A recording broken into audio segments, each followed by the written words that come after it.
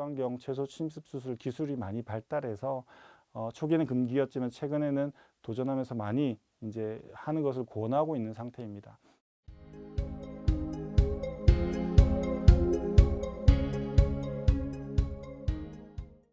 다음으로는 크론병이 이제 크게 또 다른 이제 수술적 치료 중에 하나가 필요한 부분이 항문 쪽이 아닌 복부 쪽 수술에 대한 부분인데요. 일단은 복부 쪽의 수술을 저희가 어디를 많이 하는지를 저희 병원 자체 자료를 가지고 좀 봤더니 소장하고 대장을 동시에 내지는 소장 대장 접합 부위 근처에 침범하는 경우가 한 반 가까이 되고요. 그 다음에 소장을만 침범하는 경우가 한 43% 정도 되고요. 대장만 침범하는 경우, 상부 위장관을 침범하는 경우가 이제 6%, 2%, 20%로 각각 나타나게 되었습니다. 그래서 가장 많은 부분이 소장, 대장, 이렇게 소장, 대장 같이 만난 부분이 한 부분들이 거의 한 70%, 90% 가까이 차지하고 있어서 이 부분들은 참고하시면 되고요. 그러면 어떤 수술을 하겠느냐? 앞서 말씀드렸듯이 이제 소장, 대장 만나는 부위가 회맹판이라고 하는데요. 소장만 이제 침범하는 경우 소장 절제술로 해당이 될 거고요. 소장, 대장 같이 만나는 부위 또는 소장 끝자락이 만나는 부위를 수술하게 되면 회맹장 절제술, 그리고 오른쪽 대장 결장 절제술을 해당 경우가 각각 한 20% 조금 넘는 걸로 비슷하게 비율을 하고 있습니다. 복부 수술을 할 때는 저희끼리는 가장 큰 원칙을 잡고 있습니다. 우리 몸에 이제 음식물이 들어가서 여러 가지 기관들을 거쳐서 변이 나오게 되는데요. 그 중에 영양소를 많이 흡수하는 부분 중에 하나가 소장이 됩니다. 근데 불행히도 크론병은 앞서 말씀드렸듯이 소장만 침범하는 경우 꽤 많이 있고, 근데 그럼에도 불구하고 소장이 우리 몸에는 일반 성인이 한 3에서 5m 정도 차지하게 되는데요. 그렇게 길다고 저희가 막 자르지는 않습니다. 소장 절제는 그 염증이 있거나 문제가 되는 부분을 절제, 그렇게 되지 않는 부분은 장성형술을 해서 소장 절제술은 최소화하는 게 목표가 되고요. 그리고 소장 쪽에 염증이 생기는, 대장 쪽에 염증이 생기는 그 시작되는 부위가 장을 먹여 살리는 안쪽에 혈관들이 분포하게 되는 장감막이라는 게 있습니다. 그 장감막 부분을 노출을 최소화하는 것을 권하고 있습니다. 그래서 소장 절제술은 이렇게 장을 저희가 이렇게 부채꼴 모양으로 자르기도 하는데, 그 이유 중에 하나는 이제 장감막이라는 게 이렇게 쭉 펼쳐지면서 그 끝단에 장이 소장이 이렇게 붙어 있기 때문에 그 혈관 처리나 이런 것들이 용이하기 위해서 이렇게 안쪽으로 들어와서 이렇게 웨지 모양으로 자르게 됩니다. 이제 그 부분 중에 이제 자르지 않게 되는 경우는 소장 성형술이라는 걸 이야기하고 있고요. 틀림없이 염증이 있어서 그 부분이 굉장히 좁아져 있는데 자르지 않는 이유는 앞서 말씀드렸듯이 어떻게든 소장을 조금 절제를 덜 하려고 일부 굉장히 좁은 부분에 염증이 있거나 문제가 있는 경우는 장 성형 수술을 하게 되고, 근데 그 장이 이제 터지거나 뭐 누공이 생기거나 염증이 있어서 고름이 많이 차거나 하는 장은 아무리 좁은 공간에 있더라도 저희가 절제를 할 수밖에 없는데, 이제 섬유화되면서 염증이 심해서 이게 일부분만 좁아지게 되면은 그 섬유화된 부분만 저렇게 모양을 저희가 이쁘게 만들어서 장을 성형해서 좀 넓게 만드는 소장 보존 방법 중에 하나가 되겠습니다. 이제 다음으로 이제 아까 그 소장 절제술 다음으로 많은 회맹장 절제술인데요.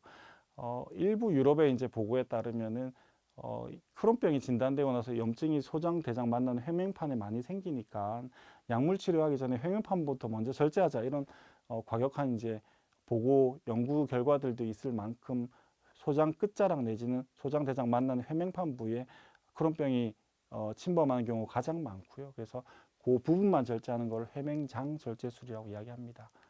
이제 다음으로 이제 크론병은 앞서 저희가 수술 현황을 말씀드릴 때 반복적으로 수술하는 경우가 아마 수술을 받았던 환자 중에 한 60% 가까이 된다고 말씀드렸었는데요. 첫 번째 수술하고 두 번째 수술의 위험도가 최근에 이제 보고에 따르면 앞서와 달리 위험도가 10년에 한 35%, 이나마 약제가 많이 발전되어서 이렇게 생기는데요. 소장인 경우는 우리 몸에 영양소를 많이 흡수하는 장 중에 하나라고 말씀드렸는데, 그 소장이 개념적으로는 한 120cm, 보통 일반 성인이 3에서 5m 정도라고 이야기했으니까 한 3분의 1 이상 줄어드는 경우에 있어서는 단장 증후군이라고 하는데, 이게 장이 짧은 경우에는 영양소 흡수가 먹어서 소장에서 흡수하는 걸로 충분히 이루어지지 않기 때문에 단장 증후군이라는 부분 환자들은 이제 주사로 영양분을 추가로 공급을 받아야 되는 확률이 높습니다. 그런 단장 증후군이 있는 환자들의 우리나라 통계는 없는데 미국 통계에 따르면은 크론병 환자의 한 11에서 17%, 그리고 미국, 영국 같으면은 집에서 이런 주사제를 계속 꽂고 영양소를 흡수해야 되는 원인 중에 가장 흔한 원인으로 크론병에 의한 반복적인 장 수술이 한 31%로 가장 흔한 원인이라고 합니다.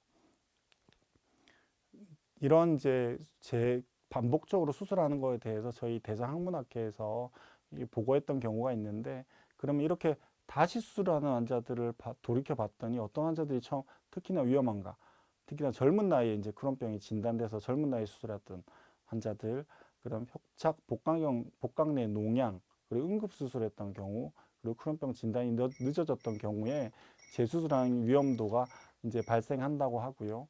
그러면은 이렇게 재수술 예방을 위해서 이제 최근에 발표됐던 논문인데, 이런 생물학적 제재를 좀 예방적으로 장 수술을 하고 나서 이렇게 사용하는 게 어떻겠느냐라는 이런 보고가 있었습니다. 그래서 사실은 수술은 저의 영역이긴 하지만 약물 치료는 이제 소화기 내과 교수님들이 지금 저희 잘 치료해 주시고 있기 때문에 수술하고 나서 그 수술 기록지나 수술 상황, 그 수술했던 조직들을 한번 확인하시고 추가로 생물학 제재를 쓸지 아니면 기존에 쓰고 있던 그런 면역 억제제 관련됐던 약들을 쓸지는 판단하실 텐데, 최근의 트렌드는 수술하고 나서 이제 재발이나 이런 것들을 더 낮추기 위해서 생물학적 제재를 많이 사용하고 있는 것으로 알고 있습니다.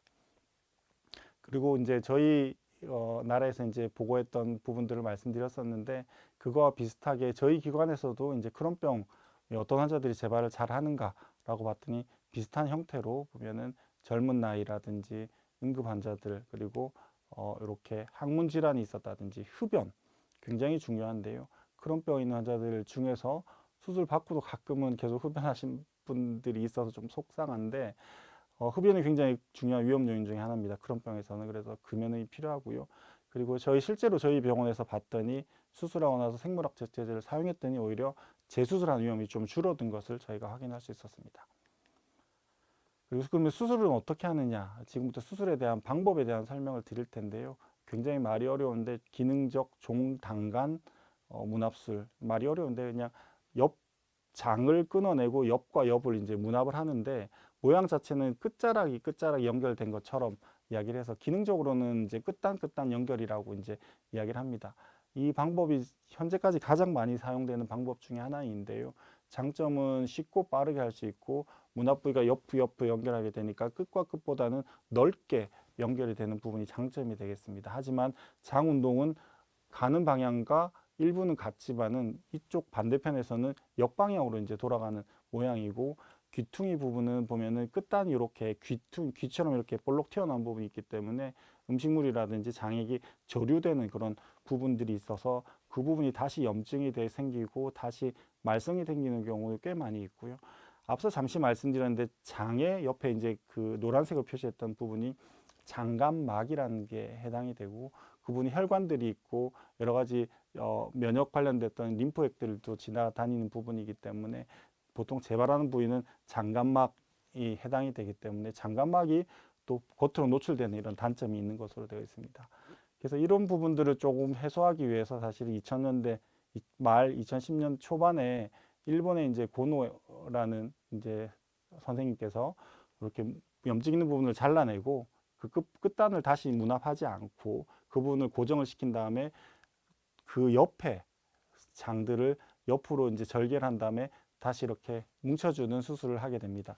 그럼 이럴 때는 지지 구조물이 하나가 생기고 옆에 부분을 다시 옆 문합이 되게 되니까 그 부분이 이제 꼬임도 방지가 되고 문합도 유지가 되고 문합했던 부위가 널찍하기도 해서 수술이 굉장히 어렵긴 하지만 10년 동안의 재발률이 1.8%로 굉장히 낮게 유지된 걸 보고하였습니다. 하지만은 지금 쭉 길게 설명드린 것처럼 수술 시간이 굉장히 길고 복잡한 수술법이기 때문에 실제로 굉장히 익숙한 이제 외과 의사에게도 이 수술법은 쉽지 않은 부분이라 쉽게 적용되면서 널리 퍼지지는 못하고 있는 상황입니다. 하지만 최근에는 어쨌든 이런 수술법 내지는 이 비슷한 수술법들로 많이 그 개념을 가지고 와서 이제 수술을 시행하고 있는 상태입니다.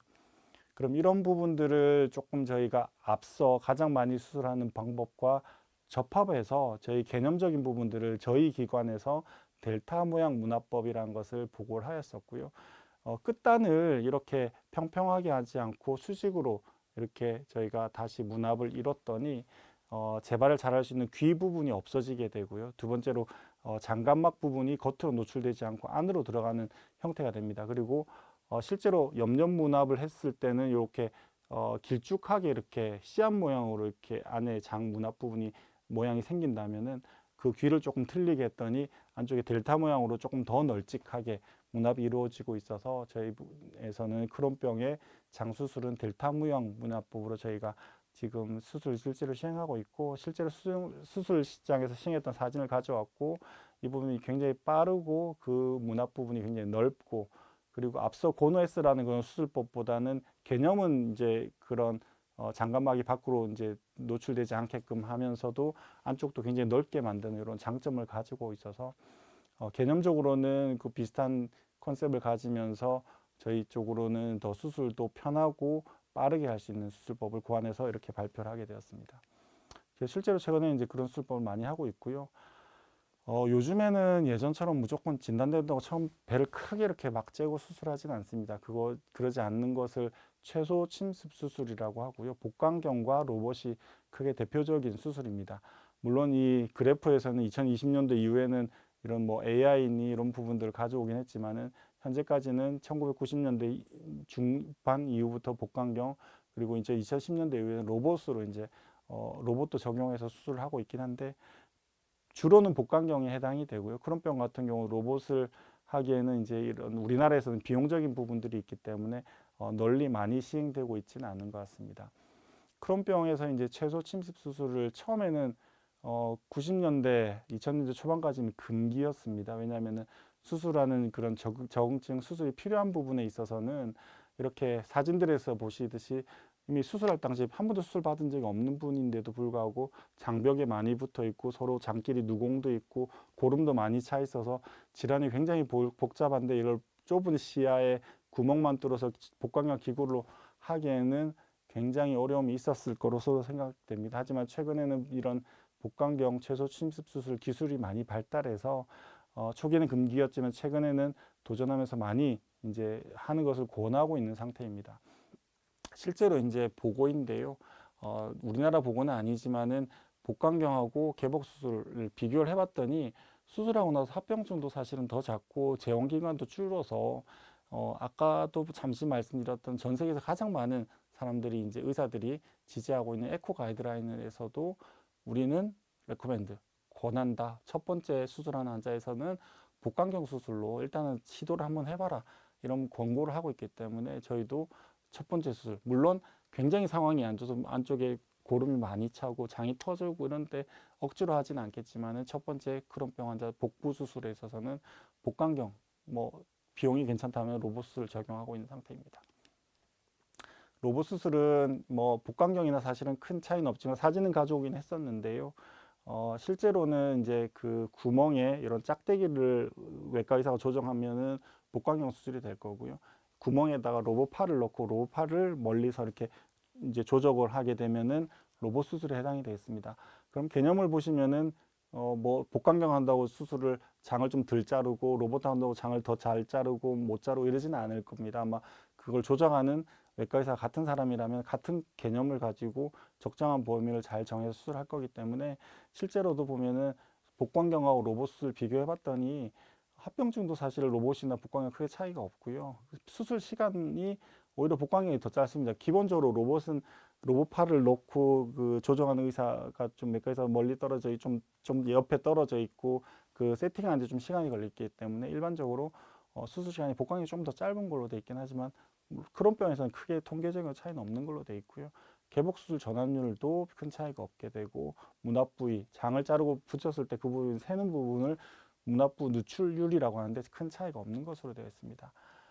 그리고 이제 최근에 이제 여러 가지 것들이 쭉 넘어왔었는데요. 최소 침습술 넘어왔고, 최근에는 이제 아까 크론병이 이제 문제가 되고 시작되는 부위가 장관막이라고 했는데, 일반적으로는 이 장을 절제하기 위해서 그 먹여 살린 혈관들 그 주변을 절제하면서 장을 잘라내고 붙이게 되는데, 그러면 이 문제가 염증이 자꾸 생기고 되고 재발되는 이 장간막을, 이 장을 먹여 살린 그 시작점까지 쭉 내려와서 넓게 도려내는 광범위한 장간막 절제술이라는 개념이 2020년대 초반에 이제 처음 들어왔고요.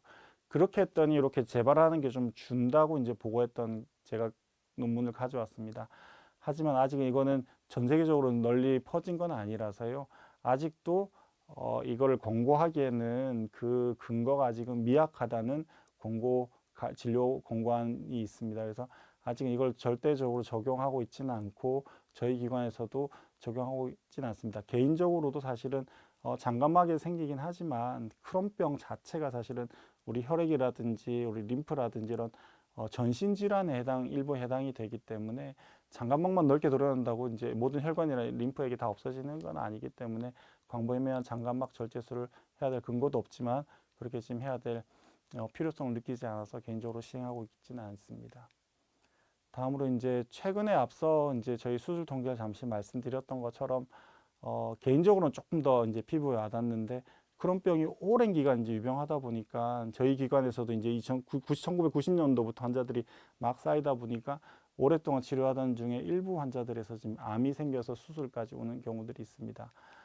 봤더니 이제 한국에서 이제 크론병이 점점점 증가하니까 그 환자들이 계속 쌓여서 이제 쭉 치료를 받다 보니까 암 환자가 조금 이제 증가하는 추세이고요. 그러면 수술을 어떻게 할지에 대해서는 아직도 환자 수가 많지 않다 보니까 전 세계적으로도 이 부분에 대해서는 아직 이제 통계가 없는 상태입니다. 저희 병원 이제 통계를 제가 그래프를 가져왔는데, 그래프에 보시는 것처럼 2000년대 초반까지 거의 없었습니다. 근데 2000년대부터 조금씩 생기더니 뭐 작년 같으면 제가 뭐 한 달에 한 명 정도 수술할 정도로 많이 이제 생겼습니다.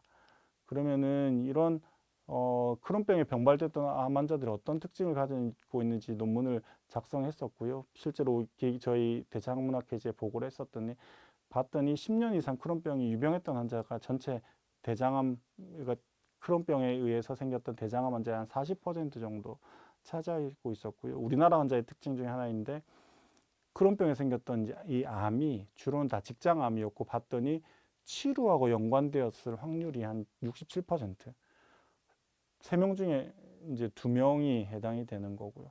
그리고 이제 실제 저희가 대장암을 전 일반적으로 이제 크론병도 수술하지만 대장암을 더 많이 수술하고 있는 의사긴 한데, 대장암하고 비교해 봤을 때도 일반적으로 대장암이 이 암 자체가 분화가 어떻게 되는지를 이제 예후에 영향을 미치는 요인 중에 하나로 이야기하는데, 분화가 일반적으로 대장암 수술하면은 3분의 1가 분화가 좋은 쪽입니다. 근데 여기서 크론병에 생겼던 대장암은 반대로 분화도가 나쁜 경우가 3분의 2입니다. 그래서 오히려 예후가 더 안 좋을 확률이 더 많아진다고 하시면 되는데, 실제로 이제 그냥 러프하게 이 환자들을 생존율 곡선을 그려봤더니 일반 뭐 숫자가 많지 않아서 그래프가 이렇게 이 정도로 나오지만은, 실제로 이제 저희 일반적으로 수술하는 크론병과 관계없는 직장암 환자보다는 전체 5년 생존율이 50%니까 굉장히 낮은 것으로 알고 계시면 될 것 같습니다. 그런 원인들을 봤더니 이제 크론병에서 치료하고 연관됐으니까 그 크론병 자체에 암세포 주변으로 점액이라는 것들이 이제 뭐 암의 전체의 한 50% 이상 차지하는 점액성 대장암이라고 이야기하는데, 이런 점액성들은 옆에 끈적끈적한 점액들이 암세포를 둘러싸고 있다 보니까 항암 치료나 방사선 치료에 조금 잘 안 듣는 저항성이 있다고 이야기합니다.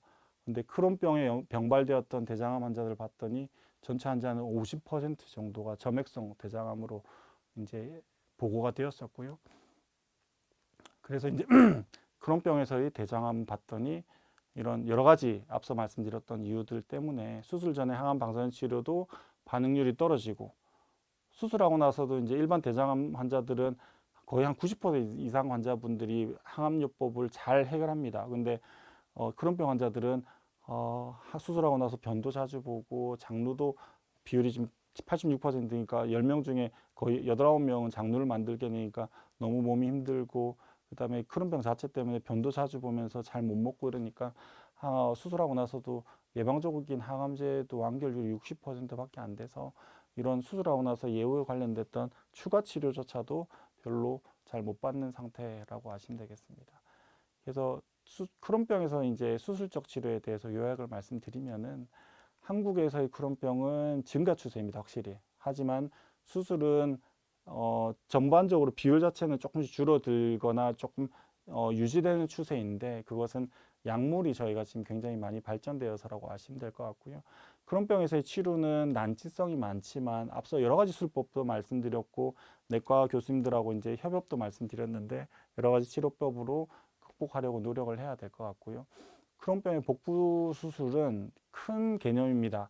소장 절제술은 최소를 하고, 그 다음에 최근에 이제 여러 가지 수술법이 개발되고 이제 고안되고 있지만 어쨌든 예전처럼 배를 크게 쬐고 수술하지 않고 1차적으로는 첫 번째 수술이라고 하면 최소 심습 수술을 시도를 하게 됩니다. 그리고 필요하다면 새로운 수술법을 적용해서 수술을 진행하고 있고요. 크론병에서의 암, 최근에 저는 굉장히 경각심을 가지고 있고요. 아직 비율이 좀 낮고 그렇지만은 저희 기관에서의 통계를 보면 좀 증가 추세인 건 확실합니다. 근데 잠시 말씀드렸지만은 일반적인 대장암보다는 난치성이 좀 많고요. 그리고 좀 너무 늦게 발견되는 경우들이 많기 때문에 치료가 오래되거나 크론병이 오래됐던 환자들은 중간중간 저희 뭐 내과 교수님이나 저희나 이렇게 권하는 뭐 내시경이라든지 MR, CT 같은 것들을 시행을 하게 되고, 치료가 있는 환자들은 꼭 중간중간 저희가 뭐 항문 진찰이라든지 이렇게 해서 주의를 요하게 됩니다. 그래서 본인이 증상이 있으시다면, 관련된 증상이 있으시다면 꼭 이야기를 해주시는 것을 권합니다. 그리고 마지막 슬라이드가 될 것 같은데요. 저희 병원은 장점 중에 하나인 것 같습니다. 이 뭐 제가 챗 GPT 가지고 그림을 그려달라고 했더니 이렇게 그려주는데, 수술 모자를 쓴 외과 의사와 청진기를 든 내과 의사가 서로 이제 환자에 대해서 굉장히 논의를 하고 있고, 실제로 저희 병원에서는 통합진료라는 건 처음에 시작했을 때는 환자 수가 작았지만은 최근에는 1년에 100명 이상의 환자들이 통합진료를 가지고 좀 난치성이나 이제 힘든 케이스들을 같이 머리 맞대서 좀 더 좋은 결과를 도출하기 위해서 열심히 노력하고 있다는 점을 알고 이해해 주셨으면 좋겠습니다. 감사합니다.